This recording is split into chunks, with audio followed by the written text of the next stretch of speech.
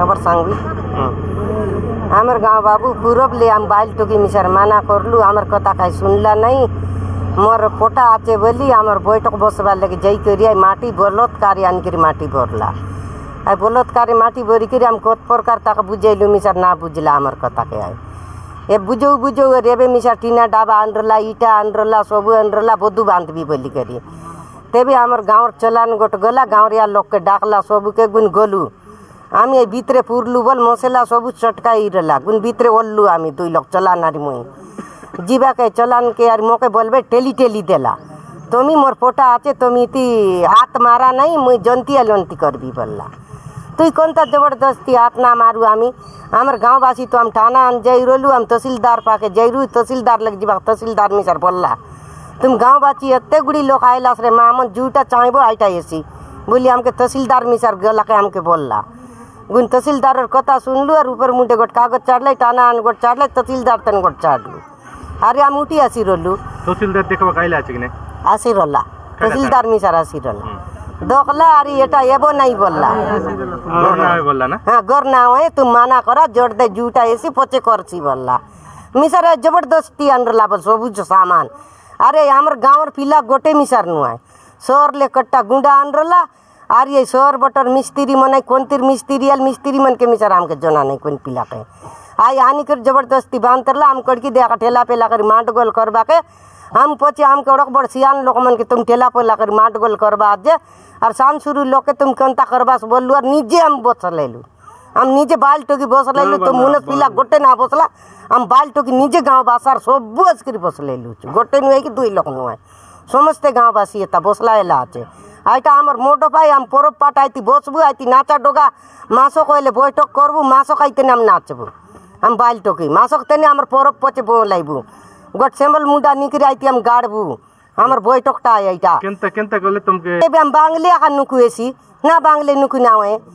आमर बैठक बस बाटा आमर आईटा सब बांगले आका आमर परब पाट आईती करबू और नाचा डोगा मासो केबू और कोन लगे जीबू कोन सोड़ा के रोडे नाचेबू काके आईटा कचियाका हमर बैठक डाय बोले सुभाष चंद्र चलान मो गोट गाँव भद्र व्यक्ति भाषा कहूँ आपण सेटा आमर पूजा मंडप थिला से पूजा मंडप थिला तांको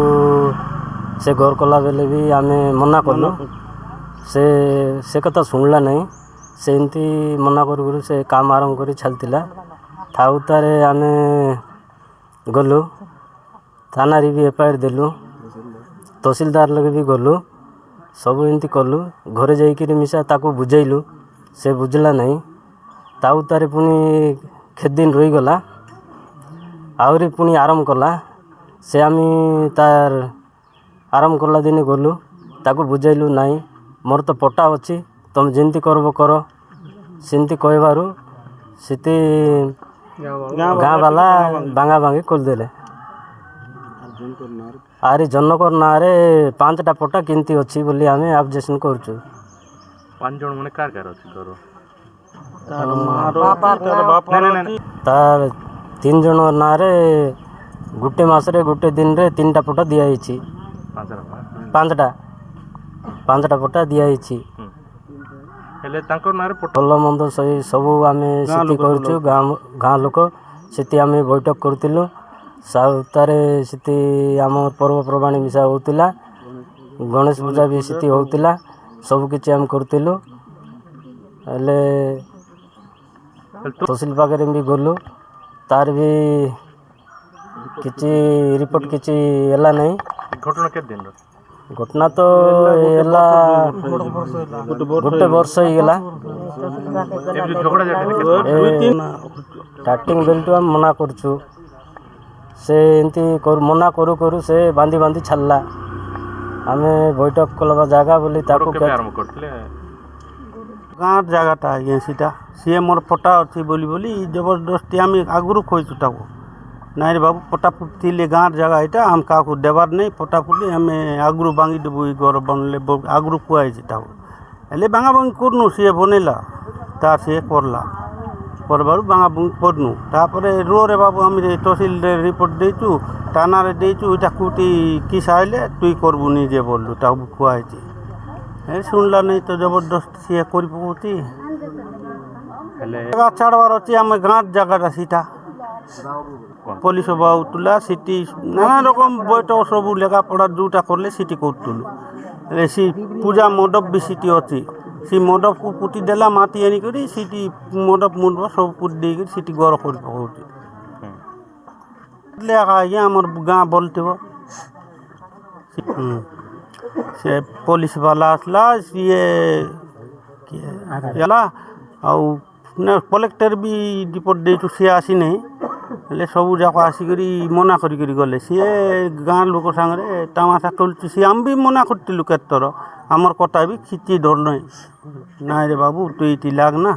ଆମର ଗାଁର ପଟା ଅଛି ପୂଜା ମଣ୍ଡପ ଅଛି ଭଲରୁ ହଁ ଥାଉ କିଛିଟା ତିଲେ ଥାଉ ଜଗଦଲପୁର ଆମର ଏଇ ପଟ ମିସ୍ତୁରୀ ନାହିଁ ଜଗଦଲପୁର ଟୁ କୁଆଡ଼େ ମିସ୍ତୁରୀ ମାନେ ଆଣିକରି ସେଠି କାମ ନଥିଲା ଦାରଗୁଡ଼ର କେଉଁ ବେଲଗାଁର ଇଆଡ଼େ ସିଆଡ଼ଠୁ ଆଣିଥିଲା ବନ୍ଧୁ ପୂଜାରୀ